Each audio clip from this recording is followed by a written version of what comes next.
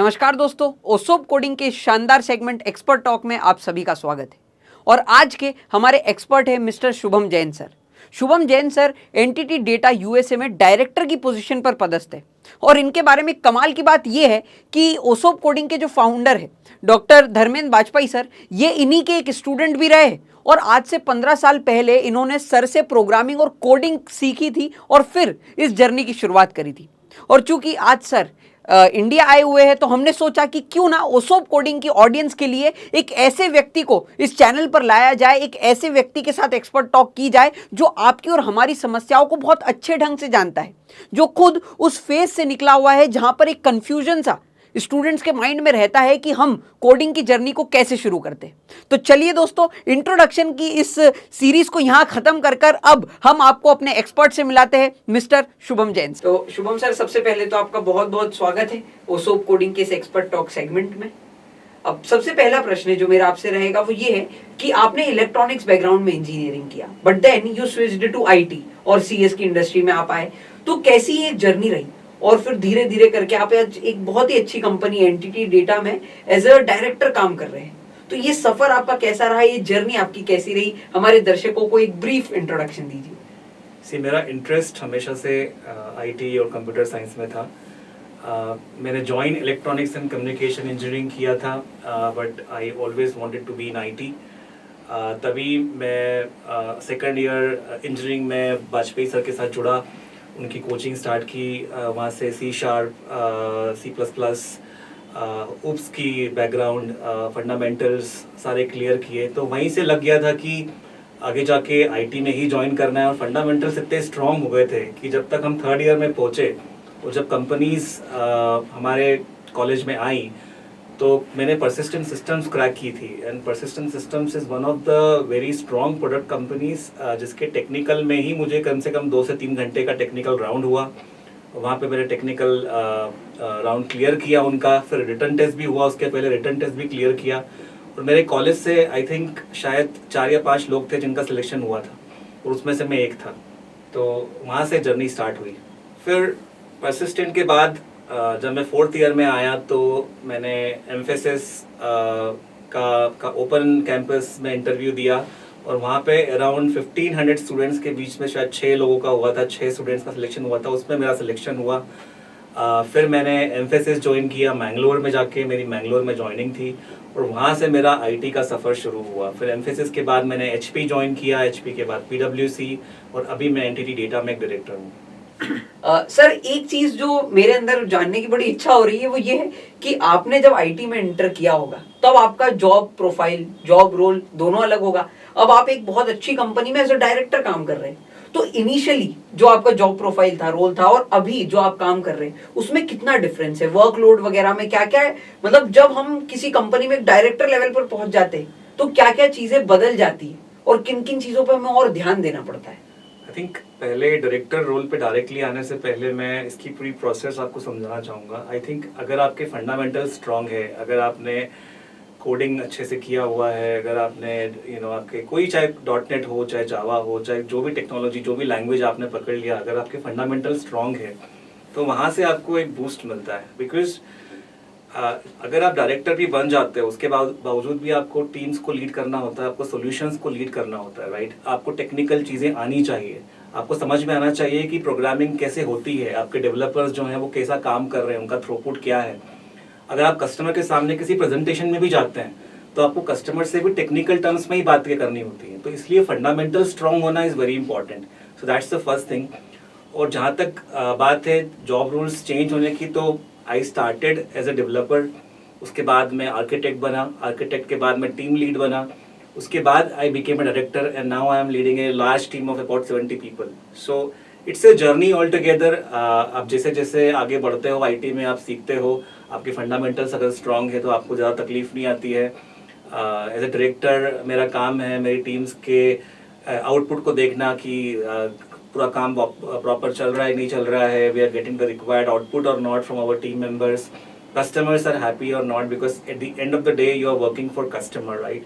So customer satisfaction is very important, right? अगर हम कोई प्रोजेक्ट डिलीवर कर रहे हैं और उसमें कस्टमर का एस्केलेशन आया तो वो it's a bad thing for us. So we have to manage customer escalation, customer satisfaction, ये सारे हमारी roles and responsibilities होती है. तो सर जैसे आप अभी डायरेक्टर लेवल पे, तो आपने काफी सारे इंटरव्यूज भी लिए होंगे.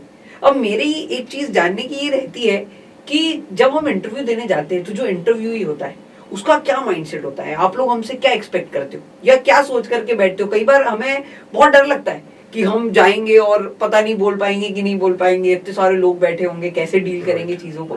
तो आपका एक इंटरव्यू लेते वक्त क्या माइंडसेट रहता है? देखिए, I would say that first impression is not the last impression but it's the lasting impression. मतलब आप जब इंटर करते हो उसके 5 से 10 मिनट में आप जिस तरीके से अपना इंट्रोडक्शन देते हो, जिस तरीके से आप अपना एक्सपीरियंस बताते हो, अगर आप फ्रेशर भी हो, अगर आपने सर्टिफिकेशंस किया है, क्या आपकी पकड़ है टेक्नोलॉजी, कोडिंग और प्रोग्रामिंग के ऊपर, जिस तरीके से आप अपने आप को प्रेजेंट करते हो, that is very important. I think first thing हम यही चीज़ देखते हैं कि आप कितने प्रेजेंटेबल हो, राइट? आप because coding skills are must, वो तो है ही, टेक्निकल आपको आना ज़रूरी है. अगर आप डेवलपर रोल के लिए जा रहे हो एज ए फ्रेशर तो आपको प्रोग्रामिंग आना इज़ मस्ट. उसके बाद हम देखते हैं कि आपका कॉन्फिडेंस कितना है, आप कितने प्रेजेंटेबल हो, आपकी सॉफ्ट स्किल्स कितनी है. अगर आपके सामने रियल वर्ल्ड प्रॉब्लम्स कुछ रखें हम, जैसे हम कभी कभी बच्चों को बोलते हैं कि एक रियल वर्ल्ड प्रॉब्लम देते हैं, उसमें आप कैसा परफॉर्म करोगे, उसमें आपकी अप्रोच होगी, उसमें आपका क्या सोल्यूशन होगा, इस पर हम लोग बहुत फोकस करते हैं. हम कुछ भी एक रियल वर्ल्ड प्रॉब्लम उठा के दे देंगे और फिर हम देखेंगे कि जो कैंडिडेट है उसका अप्रोच क्या है उस प्रॉब्लम के प्रति. तो I think these are the some of the things. अगर आप ये सब चीज़ें ध्यान में रखेंगे तो आपको पक्के से आप सेलेक्ट हो जाएंगे. आई थिंक इंटरव्यू निकालना इतनी हार्ड चीज़ नहीं होती है. आप गूगल, माइक्रोसॉफ्ट, किसी भी कंपनी का इंटरव्यू निकाल सकते हैं अगर आप थोड़ी से फंडामेंटल्स क्लियर रखें, अपने आप को प्रेजेंटेबल रखें और इन सारी बेसिक चीज़ों पर ध्यान रखें. सर एक वो इंटरव्यू देते टाइम डर सा रहता है कि अगर हमने कुछ गलत बोल दिया तो क्या होगा, एकदम चीजें बिगड़ जाएगी. तो क्या ऐसा, मतलब वहां पर जो लोग बैठे होते हैं वो ऐसे रहते हैं क्या कि बिल्कुल अगर इसने कुछ भी गलत बोला तो हम नहीं माफ करेंगे, तो उनका क्या एटीट्यूड रहता है? बिल्कुल डरने की बात नहीं होती. और हम कई बार ऐसी सिचुएशंस पैदा करते हैं जिसमें हम देखते हैं कि सामने जो कैंडिडेट बैठा है वो प्रेशर सिचुएशंस में कैसा परफॉर्म करता है. बिकॉज आईटी में ऐसे टाइम भी आता है कि आप प्रेशराइज होते हो, आपके पास कम टाइम होता है और आपको डिलीवरेबल्स होते हैं जो आपको डिलीवर करना होते हैं कस्टमर को, राइट? तो ऐसे समय में आप कैसे परफॉर्म करते हो, क्या आप उस प्रेशर को झेल पाओगे? तो वो चीज़ भी हम चेक करते हैं. लेकिन इसका मतलब ये नहीं है कि आपको जाके प्रेशराइज हो जाना है. आपको सिचुएशन को समझ के आपकी अप्रोच दिखाना है, आपका कॉन्फिडेंस दिखाना है और वही मैटर करता है. ये एक अच्छी चीज बताई सर ने कि हमको वहां पर कई बार इसी सिचुएशन में डाल देते हैं कि हम डरे. तो सर ने जैसा बताया कि उस टाइम पर नहीं डरना और अच्छा आउटपुट देना, ये हमको एक अच्छा कैंडिडेट किसी भी आईटी कंपनी के लिए बनाता है.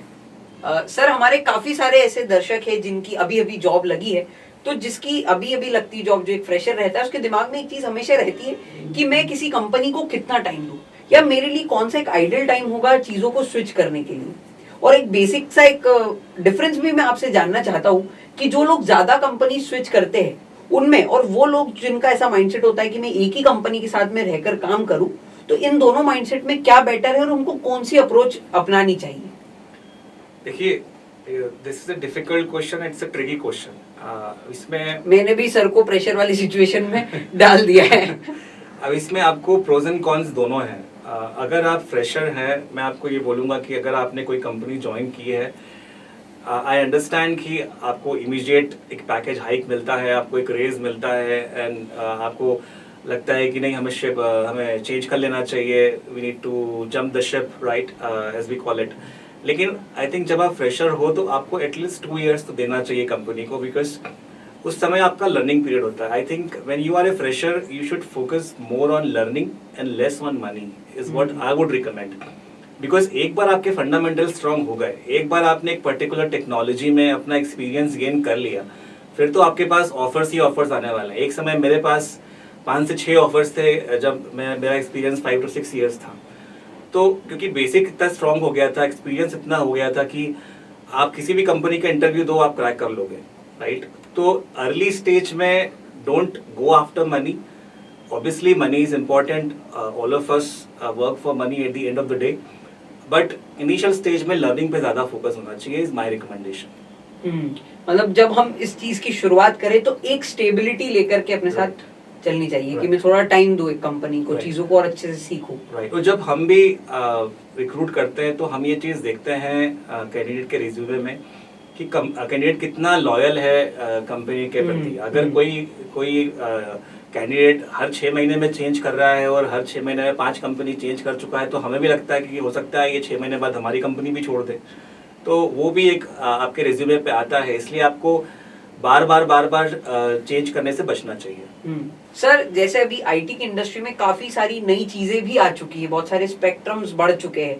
तो एक जो मैं पूछना चाहूंगा क्वेश्चन वो ये है कि जब हम as a fresher IT industry में जाए तो कौन कौन सी ऐसी डिफरेंट एरियाज हैं नए जो आजकल आए हैं उन पर हमें फोकस करना चाहिए? जैसे एआई उसमें से एक है, तो वो एक नया बड़ा एरिया डेवलप हुआ है आईटी में। तो इस तरह से कौन कौन सी चीजें हैं जिसमें एक फ्रेशर को इन्वेस्ट करना चाहिए, उसको और अच्छे ढंग से समझना चाहिए? राइट। सबसे पहले तो अगर मैं आपको मेरा एग्जांपल दूं तो मैंने वाजपेयी सर के साथ C#, C++, ये सब सीखा। राइट।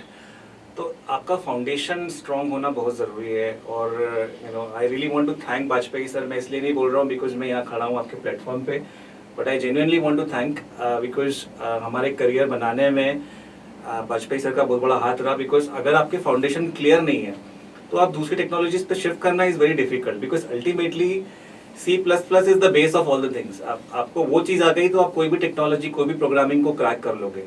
राइट। तो एक बार आपने अपना फाउंडेशन क्लियर कर लिया, आपकी प्रोग्रामिंग स्किल्स क्लियर हो गई, उसके बाद आप AI पे जंप कर सकते हो। इसके अलावा क्लाउड कंप्यूटिंग अभी बहुत चल रहा है।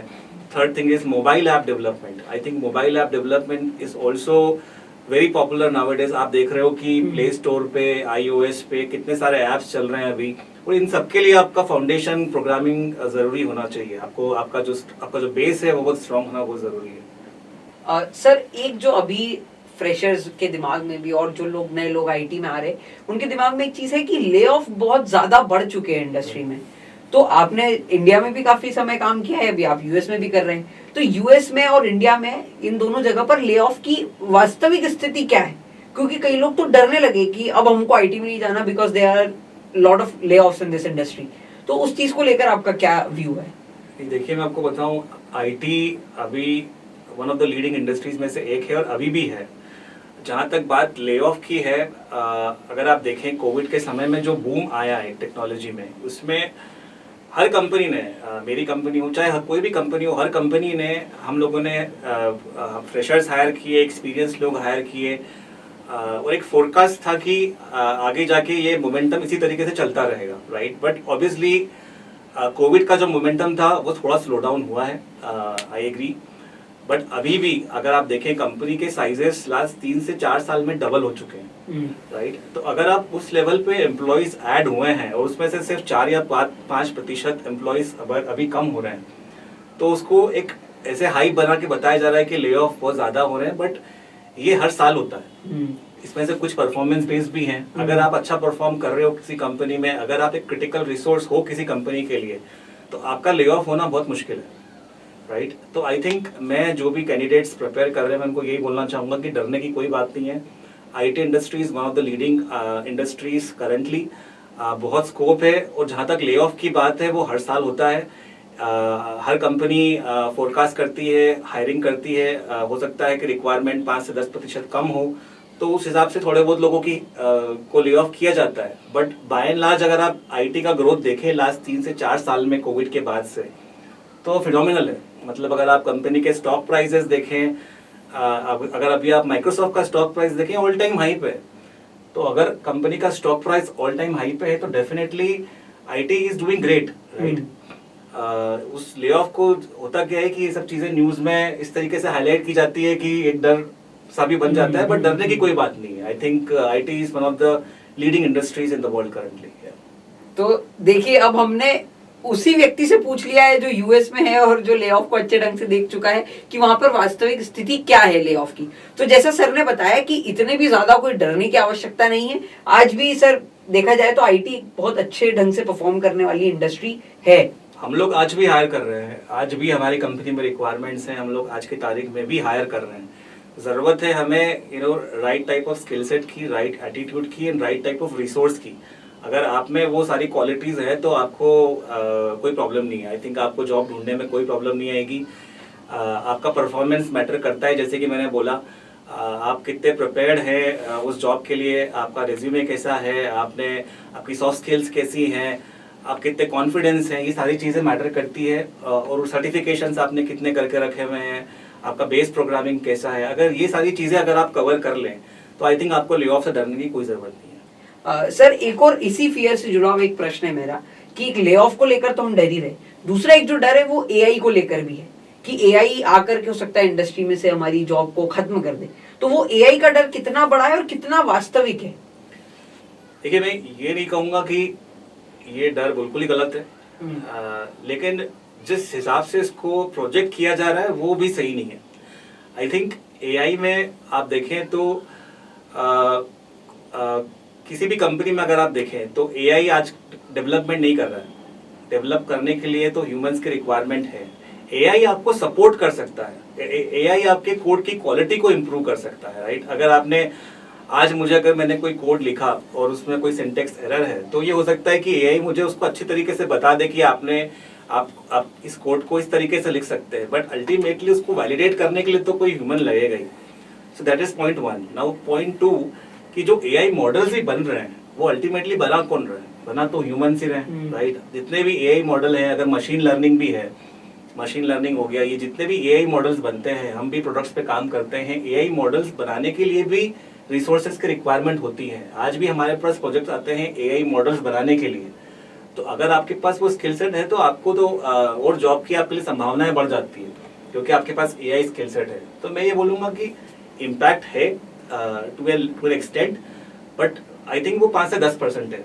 उसके अलावा अभी भी आपके लिए 90% रिक्वायरमेंट्स खुली हुई हैं। और एआई मॉडल अगर आपको डेवलप करना है, अगर आपने उस मशीन लर्निंग में अपनी स्किल सेट, डेटा इंजीनियरिंग एक फील्ड है जहाँ पे अगर आपने अपनी स्किल सेट डेवलप कर ली तो आपके लिए काफ़ी सारी आगे जाके संभावना है। तो सर एक और चीज इसमें ये थी कि कंपनीज उन लोग का एआई को लेकर के क्या है, क्या वो चाहती है कि उनके एम्प्लॉयज एआई का इस्तेमाल करें कोड्स को बेहतर लिखने के लिए, या फिर वो कंपनीज अवॉइड करती है कि हमारे एम्प्लॉयज एआई पर स्विच करें या एआई की मदद ले? देखिए, पब्लिक एआई पे तो बिल्कुल अलाउड नहीं होता है। मैं आपको बताऊं, कंपनीज अलाउ नहीं करती है ये करना। इनफैक्ट अभी यूएस में तो यूनिवर्सिटीज भी बंद कर रही हैं, बिकॉज स्टूडेंट्स जो हैं वो एसेज और लेक्चर्स जो हैं वो एआई से लिखवा रहे हैं, राइट। सो ये सब चीज़ें पे अभी रोक लग रही है। इसलिए स्टूडेंट्स जो कर रहे हैं, मैं उनको भी यही सजेशन देना चाहूँगा कि आपकी डिपेंडेंसी एआई पे नहीं होनी चाहिए। एआई को आप यूज़ करें to do and explore more things, ना कि replace what you are doing, right. It can not replace what you are doing, otherwise this will not be good for your learning and your career. Sir referral को लेकर IT industry में क्या approach रहा है अभी तक, और कैसा रहता है कि रेफरल्स को, जैसे आपने किसी को रेफर किया तो कंपनी की क्या अप्रोच रहेगी उस कैंडिडेट को लेकर, और आपकी भी क्या एक रिस्पॉन्सिबिलिटी रहती है जब आप किसी कैंडिडेट को रेफर करते हैं? तो right, I think referral is one of the most important pillar of recruitment, I would say, because आप देखिए, अगर हमको भी कंपनीज में अच्छे एम्प्लॉयज़ चाहिए होते हैं तो हम हमारे एग्जिस्टिंग टीम मेंबर से बोलते हैं कि अगर आपके कोई रेफरल हैं तो प्लीज़ हमें बताएं, राइट। बिकॉज हमें भी अगर एक्सटर्नल कैंडिडेट लेने से ज़्यादा अच्छा है कि अगर हमारा कोई एग्जिस्टिंग टीम मेंबर है, उसका कोई रेफरल है, उसको हम हायर करें, right. And I think this is industry wide, right, this is industry wide. अगर आपने किसी को रेफर किया है, डेफिनेटली उसको प्रायोरिटी मिलती है, राइट। बिकॉज अगर एक पोजीशन के लिए for example 150 people have applied, right. अब आप उनसे अलग हटके कैसे दिखोगे? तो एक तो आपका रिज्यूमे हो गया, दूसरा अगर आपको किसी ने रेफर किया हुआ है तो that also stands out, right. So definitely I would say कि रेफरल का इम्पैक्ट होता है। एट दी एंड हायरिंग का जो प्रोसेस है, इंटरव्यू का जो प्रोसेस है, उस पर इम्पैक्ट नहीं होता, बट स्टैंड आउट करने के लिए sometimes that getting that interview call is also very important, right. Because people apply to so many jobs. आप जाओ, आप लिंक्डइन पे जाओ, जॉब साइट्स पे जाओ, people apply to almost each and every job, right? But getting interview call is difficult sometimes. So when someone refers you, when someone who is already working in that company at the same position or at a senior position refers you, it obviously impacts, right? HR will definitely prioritize you in that case. मतलब referral का एक as मिलता है हमें दूसरे candidates के ऊपर, अगर हम मेरे और उसके सेम नंबर आए, मार्क्स हो, तो फिर एक रेफरल का एक अच्छा एक वो रहता है, एक मिलता है। और फिर अगर कंपनी को रेफरल के थ्रू ही कैंडिडेट मिल गए तो फिर कंपनी उसको एक्सटर्नल खोलती भी नहीं है, कई बार ये भी होता है। अच्छा, कि अगर मैंने अपनी टीम से रेफरल मंगाए और मुझे ऐसा कैंडिडेट है जो मिल गया, तो then why would I look outside, right? If one of my team member has referred a right candidate for me, I will go for that candidate itself, right? तो दोस्तों एक बात आपके लिए अच्छी है कि अगर आप ओसोप कोडिंग से जुड़े रहते या जुड़ेंगे तो ऐसे लोगों के रेफरल्स आपको बहुत इजीली मिल सकते हैं। जैसे सर कोई ओसोप कोडिंग से आपके पास आया और कहा कि मैंने वाजपेयी सर से प्रोग्रामिंग सीखी है, तो आप भी उन्हें एज ए कैंडिडेट रेफर करेंगे? डेफिनेटली फर्क पड़ता है। मुझे पता है कि वाजपेयी सर से कोई सीख के आया है तो मतलब बेस तो स्ट्रांग है। हाँ, तो आपके लिए देखिए, हम आपकी बहुत चिंता करते हैं, तो आपको भी हमारी चिंता करनी चाहिए और लाइक बटन कर दबाना चाहिए और सब्सक्राइब करना चाहिए, क्योंकि ऐसे रेफरल्स आपको सिर्फ ओसोप कोडिंग के चैनल पर मिलेंगे। अब सर एक एंड में मैं चीज आपसे जो पूछना चाहूंगा वो ये कि आप हमारे दर्शकों को एक क्विक टिप दे कि कैसे आईटी में सरवाइव करें, कैसे आईटी में बेहतर बने और कैसे अपने माइंड को ओपन रखें, क्योंकि हम आईटी में जब जाएंगे तो हो सकता है हम एक लैंग्वेज को लेकर के कन्फाइन हो जाए कि नहीं यार हम तो इसी चीज में काम करेंगे। तो कैसे खुद को ओपन रखें, ये छोटी छोटी सी क्विक टिप हमारे दर्शकों को देकर जाइएगा। आई थिंक पहले तो अगर आपने वाजपेयी सर के साथ क्लासरूम में एनरोल किया है या ऑनलाइन अगर आप फॉलो करते हैं तो डेफिनेटली आप आई थिंक 70-80% आप ऑलरेडी बेस सीख रहे हैं। उसके अलावा आपको जो भी लेटेस्ट ट्रेंड्स चल रहे हैं मार्केट में उस पर ध्यान रखना ज़रूरी है। अगर एआई चल रहा है, क्लाउड चल रहा है, मशीन लर्निंग चल रहा है, मोबाइल एप्स डेवलपमेंट चल रहा है, I think just follow the trend, just be aware what's going on, keep reading a lot of technical news articles on the websites. उसके अलावा सॉफ्ट स्किल इम्प्रूव करिए आप अपनी, how will you represent your self in front of A company, delegate, वो आप improve करिए, right? I think अगर आप इन सब चीज़ों पे फोकस करेंगे तो आई थिंक डेफिनेटली कंपनीज को क्रैक करना, कंपनीज के इंटरव्यू क्रैक करना is not a big deal. It's just that you need a right approach, right mentor. और अगर आपको राइट मेंटर मिला हुआ है, जैसे मुझे वाजपेयी सर का मेंटरशिप मिला तो आई एम हियर टुडे, अगर आपको भी वो मेंटरशिप मिले और आप अपनी तरफ से एफर्ट्स लगाएं तो डेफिनेटली यू कैन सक्सीड। चलिए सर, बहुत बहुत धन्यवाद आपका कि आप ओसोप कोडिंग के इस प्लेटफॉर्म पर आए।